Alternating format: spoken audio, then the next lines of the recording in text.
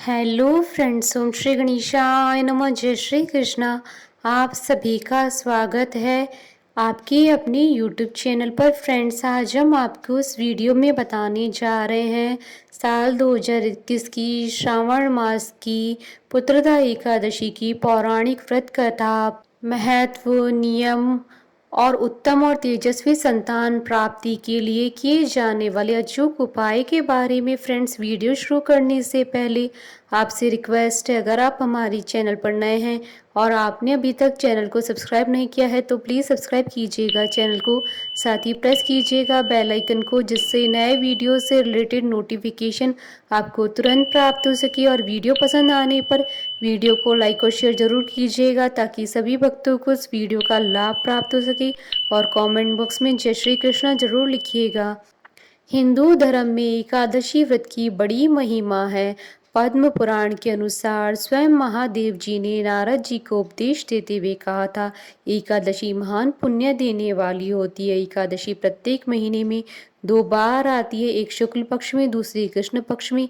पूर्णिमा के बाद आने वाली एकादशी को कृष्ण पक्ष की एकादशी और अमावस्या के बाद आने वाली एकादशी को शुक्ल पक्ष की एकादशी कहा जाता है। जो भी भक्त एकादशी का व्रत रखते हैं उन्हें एकादशी के व्रत के नियमों का कड़ाई से पालन करना चाहिए तथा अगले दिन सूर्योदय के बाद उपवास का समापन करना चाहिए। एकादशी व्रत के दौरान सभी प्रकार के अनाज का सेवन वर्जित होता है। जो लोग किसी कारणवश एकादशी व्रत नहीं रखते हैं उन्हें एकादशी के दिन भोजन में चावल का प्रयोग नहीं करना चाहिए तथा झूठ व परनिंदा से बचना चाहिए। जो व्यक्ति एकादशी के दिन विष्णु सहस्त्र नाम का पाठ करता है उस पर भगवान विष्णु जी की विशेष कृपा बरसती है। श्रावण मास की शुक्ल पक्ष में जो एकादशी तिथि आती है उसे श्रावण पुत्रदा एकादशी कहते हैं।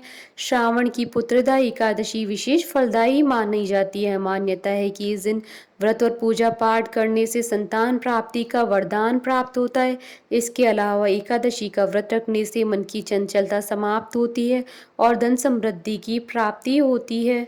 धार्मिक मान्यताओं के अनुसार इस व्रत को करने से गोदान के बराबर पुण्य की प्राप्ति होती है। आज के दिन भगवान विष्णु जी के साथ ही पीपल की पेड़ की पूजा करने का विशेष फल माना जाता है।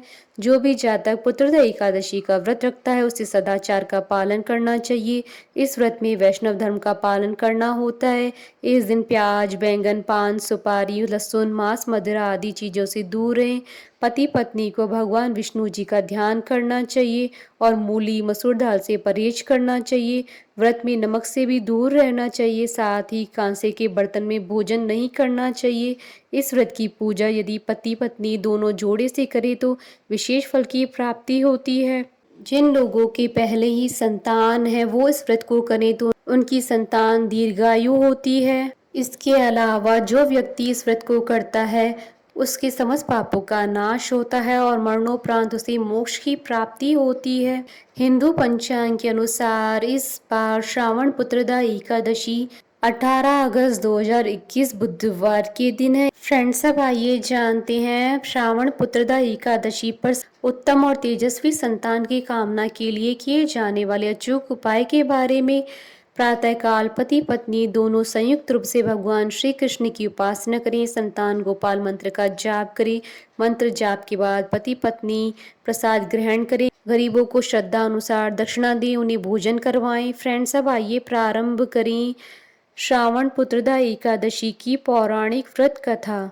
श्री युधिष्ठिर कहने लगे कि हे भगवान, श्रावण शुक्ल एकादशी का क्या नाम है, व्रत करने की विधि तथा इसका महात्म्य कृपा करके कहिए। मधुसूदन कहने लगे कि इस एकादशी का नाम पुत्रदा है। अब आप शांति पूर्वक इसकी कथा सुनिए। इसके सुनने मात्र से ही वाजपेयी यज्ञ का फल मिलता है। द्वापर युग के आरंभ में महिष्मति नाम की एक नगरी थी जिसमें महीजीत नाम का एक राजा राज्य करता था, लेकिन पुत्रहीन होने के कारण राजा को राज्य सुखदायक नहीं लगता था। उसका मानना था कि जिसके संतान न हो उसके लिए यह लोक और परलोक दोनों ही दुखदायक होते हैं। पुत्र सुख की प्राप्ति के लिए राजा ने अनेक उपाय किए, परंतु राजा को पुत्र की प्राप्ति नहीं हुई। वृद्धावस्था आती देख राजा ने प्रजा के प्रतिनिधियों को बुलाया और कहा, हे प्रजाजनों, मेरे खजाने में अन्याय से उपार्जन किया हुआ धन नहीं है, न ही मैंने कभी देवताओं तथा ब्राह्मणों का धन छीना है।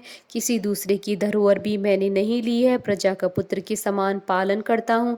मैं अपराधियों को पुत्र तथा बांधुओं की तरह दंड देता रहा, कभी किसी से घृणा नहीं की, सबको सम्मान माना, सज्जनों की पूजा करता हूँ। इस प्रकार धर्मयुक्त राज्य करते हुए भी मेरे पुत्र नहीं है, सो मैं अत्यंत दुख पा रहा हूँ।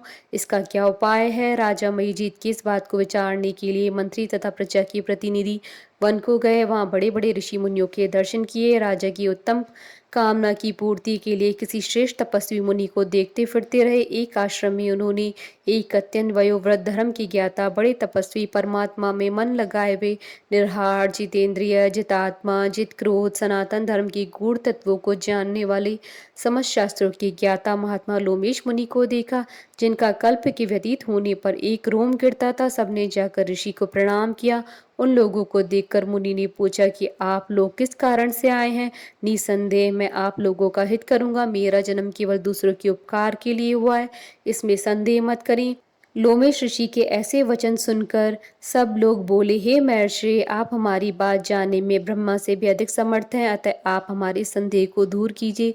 महिष्मतिपुरी का धर्मात्मा राजा महीजीत प्रजा का पुत्र के समान पालन करता है, फिर भी वह पुत्रहीन होने के कारण दुखी है। उन लोगों ने आगे कहा कि हम लोग उनकी प्रजा हैं, अतः उनके दुख से हम भी दुखी हैं। आपके दर्शन से हमें पूर्ण विश्वास है कि हमारा यह संकट अवश्य दूर हो जाएगा, क्योंकि महान पुरुषों के दर्शन मात्र से ही अनेक कष्ट दूर हो जाते हैं। अब आप कृपा करके राजा के पुत्र होने का उपाय बतलाएं। यह वार्ता सुनकर ऋषि ने थोड़ी देर नेत्र बंद किया और राजा के पूर्व जन्म का वृतांत जानकर कहने लगे कि यह राजा पूर्व जन्म में एक निर्धन वैश्य था। निर्धन होने के कारण इसने कई बुरे कर्म किए। यह एक गांव से दूसरे गांव व्यापार करने जाया करता था। एक समय है ज्येष्ठ मास की शुक्ल पक्ष की द्वादशी के दिन मध्याह्न के समय, जबकि वह 2 दिन से भूखा प्यासा था, एक जलाशय पर जल पीने गया। उसी स्थान पर तत्काल ही ब्याई हुई प्यासी गौ जल पी रही थी। राजा ने उस प्यासी गौ को जल पीते हुए हटा दिया और स्वयं जल पीने लगा, इसलिए राजा को यह दुख सहना पड़ा। एकादशी के दिन भूखा रहने से वह राजा हुआ और प्यासी गौ को जल पीते हुए हटाने के कारण पुत्र वियोग का दुख सहना पड़ा। ऐसा सुनकर सब लोग कहने लगे कि हे ऋषि,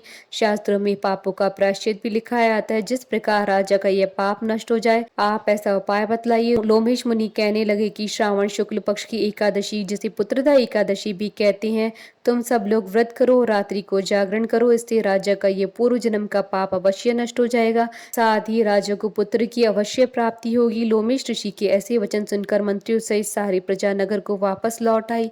जब श्रावण शुक्ल एकादशी आई तो ऋषि की आज्ञा अनुसार सबने पुत्रदा एकादशी का व्रत और जागरण किया। इसके पश्चात द्वादशी के दिन इसके पुण्य का फल राजा को दे दिया। उस पुण्य के प्रभाव से राहनी ने गर्भ धारण किया। प्रसव काल समाप्त होने पर उसकी एक बड़ा तेजस्वी पुत्र उत्पन्न हुआ, इसलिए हे राजन, इस श्रावण शुक्ल एकादशी का नाम पुत्रदा पड़ा।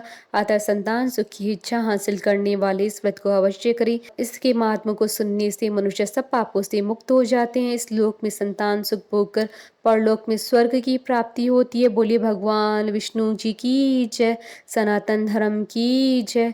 हमारे साथ इस वीडियो में अंत तक बने रहने के लिए आपका धन्यवाद। ओम श्री गणेशाय नमः। जय श्री कृष्णा।